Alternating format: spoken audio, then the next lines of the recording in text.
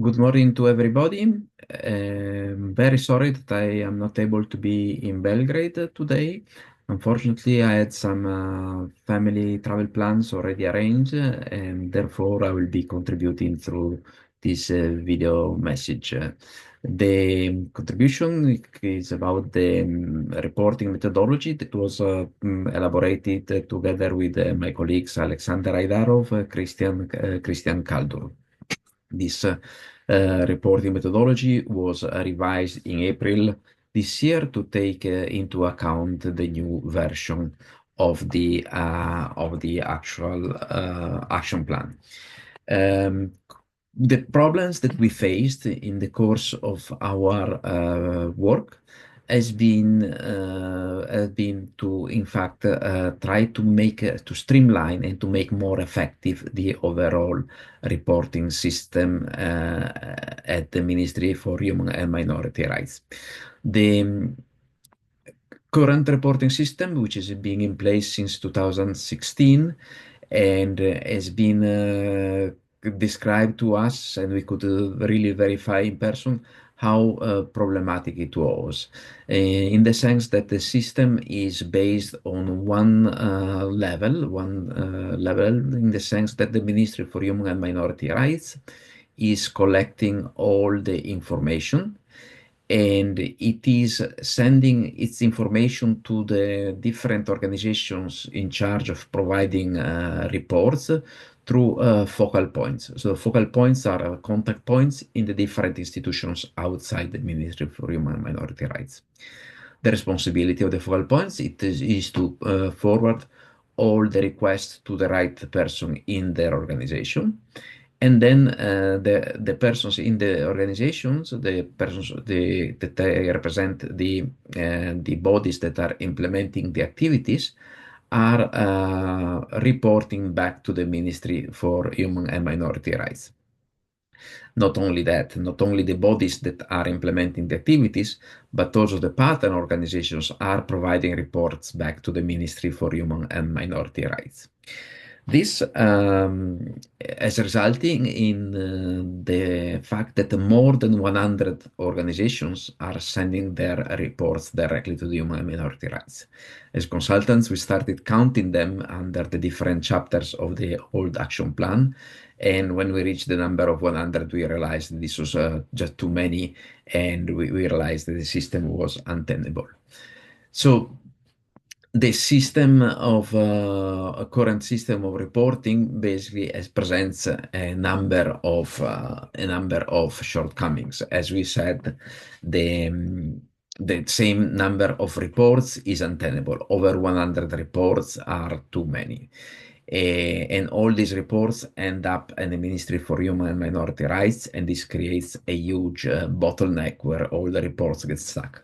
Moreover, the ones who are implementing the action plan, they don't really have an overview of the whole they don't have an overview of the whole plan, and they have an overview of the specific measure they're implementing. So they're not able to solve the problems. And what we felt during the work on our methodology is that these persons are becoming disengaged. There is a lot of effort that needs to be made by the Ministry for Human and Minority Rights to make sure that people are reporting in time and they are providing relevant information.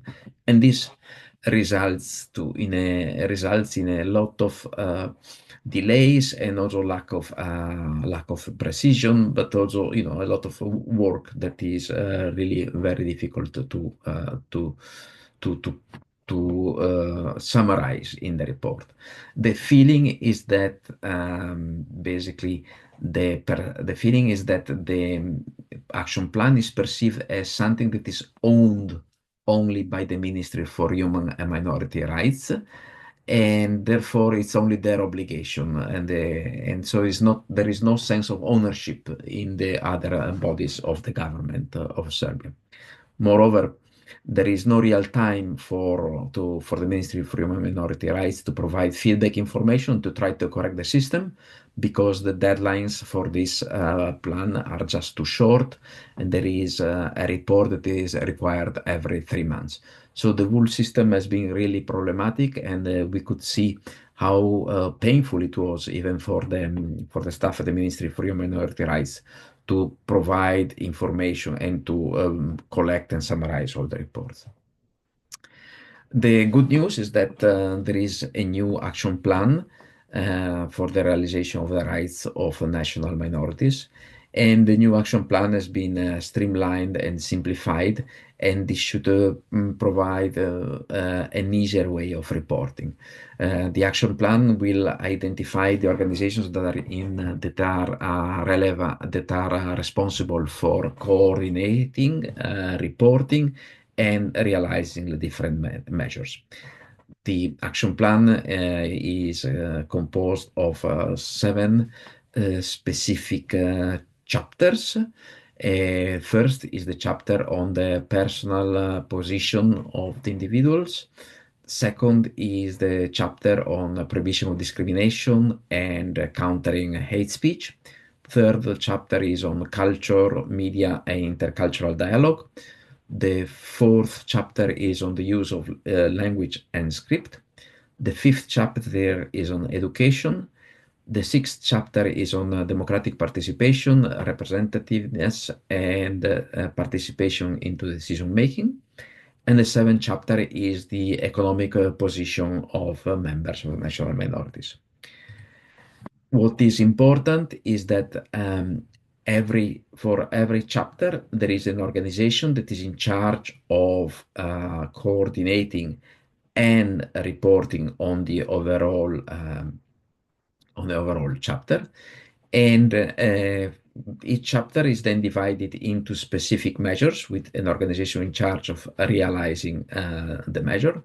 And then the measures are broken down into activities and activities that are being implemented by organizations and specific partners. What we have proposed as a tool to overcome the bottleneck and to make the whole system more rational and more comprehensive is a two-step reporting system. The two-step reporting system relies on the organizations that are in charge of coordinating and reporting. These organizations will have an enhanced role. They will be following the implementation of activities, gathering information about indicators, and contributing the drafting the first level report. The organizations that are responsible for realizing the specific measure will have, of course, to provide activity reports and provide reports on the way the measure has been implemented. Under this new system, the Ministry for Human and Minority Rights is functioning as a second step. And this function will be performed by a special reporting unit, which provides quality control and confirms the initial assessment at the first level on the status of implementation of the activity. The Ministry for Human and Minority Rights will also make sure that there is a coordination with the partner organizations and that the data are relevant and make sure that such cooperation is timely and relevant. For those activities, for those goals that are implemented by the Ministry for Human and Minority Rights itself, the same principle applies. So there needs to identify a first instance, and then the second instance is the specific reporting unit. What is important to remember is that if the information that is entered into the system is not of a good quality, the system cannot fix it. The information will come out and will be of bad quality in the case. So it's important we start introducing information that is of good quality and responds to our needs. So as we said, the system is based on 2 levels. The first level will be given by the institutions for the coordination and reporting. They will submit the report to the Ministry for Human and Minority Rights, to the specific reporting unit.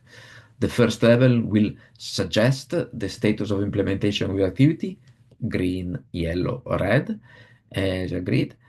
And this will be later on can be confirmed or can be changed by the reporting unit at the Ministry of Human and Minority Rights. The reporting unit will then forward the reports to the working group for the implementation of the action plan that will have an overview of all the activities and can propose corrective actions in case of delays. And once this is finalized, it will go to the Council for National Minorities. So a key role is given now to the institutions that are in charge of coordinating and reporting at the first level. It's important that these institutions understand who is going to implement the measures and which are the partner organizations. How many partner organizations are there? What type of data is needed to be provided? How has been the previous cooperation? What are the sources of information? Which actors might need additional support or measures? So it's important that the institutions in charge of coordinating and reporting at first level make an assessment of the existing cooperations.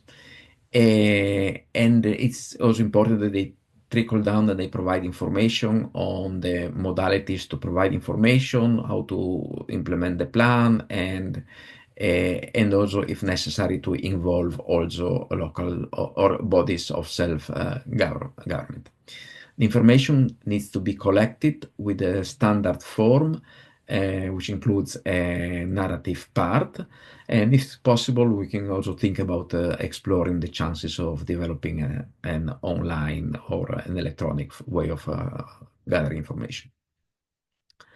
It's important that the organizations in charge of coordinating and reporting are aware of the elements of the plan. First, they need to assess whether the sources of information can provide timely and relevant information. Second, they need to understand the type of indicators. So what are the indicators that the activities have been performed, and what is the result of the outputs. Therefore, we have now 4 types of indicators in the plan. We have numerical indicators, for instance, number of teachers that have been trained, yes and no indicators, whether an activity has been implemented, whether a law, for instance, has been passed or not. An evaluation, so individual evaluation of a status of of a certain status, which needs to be supported by specific parameters, and also indicators about whether an activity is being implemented or not. So it is important at the beginning of each reporting phase to establish the baseline, the initial value of the indicator before we start adding activities, we start implementing activities. If this is not possible, we will need to identify alternative sources and alternative sources to determine these baselines, and we need to clearly document this, that it was not possible to identify precisely the baseline.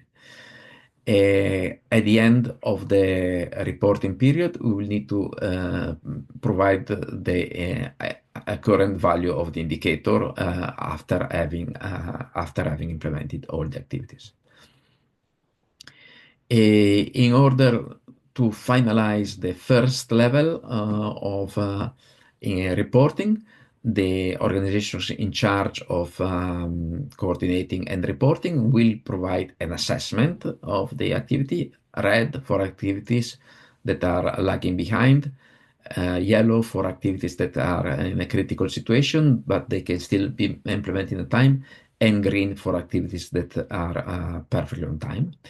At the same time, the organization will have to provide feedback to the organizations that have been submitting the reports and allow them to learn on the quality of the information they have provided. Now, when it comes to the narrative part, it is important that the narrative part answers to 5 W's and 1 H, so sort of like 6 questions. So, who implemented the activity? What type of activity was implemented, when it was implemented, where it was implemented, why it was implemented, and how this activity was implemented. Let's try to be short and concise and report only for the exact period. Let's do not report on things that are known to everybody, like general elections or government has fallen. Now we move to the second level, the role of the Ministry for Human and Minority Rights as a reporting unit. The tasks of this reporting unit will be to ensure the quality control of the overall process. And therefore, in this role, the unit will receive the reports, assess the quality of the reports, confirm the status of the activities, so confirm the colors, and provide support to the policy actors if necessary, as well as provide their networking, so putting them together for the purpose of peer-to-peer learning. Therefore, the reporting unit will have to inform all the actors involved of the process of monitoring and reporting and explaining results, goal, inputs, and outputs. Inform when the reporting is due and what is the deadlines and how the information needs to be submitted, and organize support for those actors that may be in need of training during the overall reporting process. At the same time, also provide training on specific aspects of the reporting process, like, for instance, any electronic tool that might be devised. For what concerns the reporting time, we have realized that 3 months report was definitely too short, and now we're even introducing an additional level of reporting. Therefore, we are proposing minimum reports to be submitted every 6 months, and if necessary, this time frame can be extended up to 1 year. So if we see that after an initial period, 6 months is too little, the whole time frame could be extended up to 1 year. It's important to understand that the role of monitoring is not to finding mistakes, is not to identifying those who have been lagging behind. Monitoring shall not have a punitive aspect, but it's a tool that allows us to assess the situation and to bring decisions, and also to understand how the system is functioning. That's why it's important that we create a system, a sense of ownership, but all those involved into the monitoring process, that they don't perceive this process simply as ticking the box and moving on. That there needs to be a sort of ownership. For this purpose, I mean, we think it is very important as an engagement strategy to have a two-way communication between the different reporting parts, so that there is constant feedback of information in two ways, providing feedback also to ones who submitted the reports, that there are sufficient trainings for those who will be entering information at the first level, that there is also this, as I said, feedback and learning moment, but also that the local authorities are involved, and if necessary, this can also go through the local units of self-government. So there needs to be a common sense of ownership in this, in the implementation of the action plan. So to conclude, the main elements of this proposed reporting methodology is a two-step level instead of one step. This will allow a better flow of information and will avoid bottlenecks. There should be clear roles and a shared responsibility between the Ministry for Human and Minority Rights and the organizations in charge of implementing the specific goals. And this requires, of course, clear communication and involvement of all the actors. Reports are being issued every 6 months or possibly even every 1 year, depends how the system will develop. And there should be a proven support given to all the parts who are involved into reporting system, and an involvement of all the members. I would thank you for the time. This is a sort of overview of the reporting methodology. You will find all in the documents that have been provided. But thank you again for your time and for your attention, and I will remain available for further questions.